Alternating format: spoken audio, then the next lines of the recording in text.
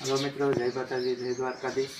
अपने धारेश्वर महादेव मंदिर विराटनगर थानगढ़ द्वारा चकली घर मळ्युं छे। अमारा भाईबंध श्री विक्रमभाई आप्युं छे, तो आपणे चकली घर बांधशुं।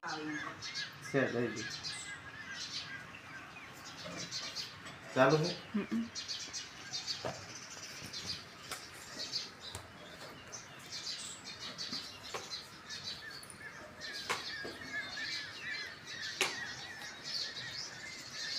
अभी उतार आगे